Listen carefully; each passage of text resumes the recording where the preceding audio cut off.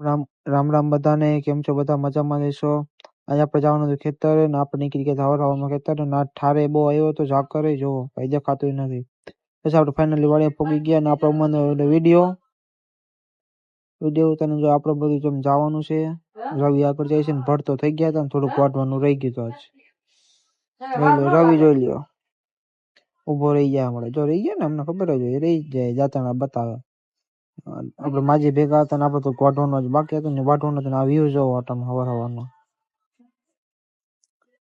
પછી આપણે વળગી ગયા વાઢવા. આપણે વાડી છે રવિ બધાને આગળ પપ્પા મમ્મી પપ્પા વાંહે છે. પછી આપણે બીજે દિવસે વહી ગયા ખેતરે જવાનું હતું ને આ જવાનું હતું ઓપલેન.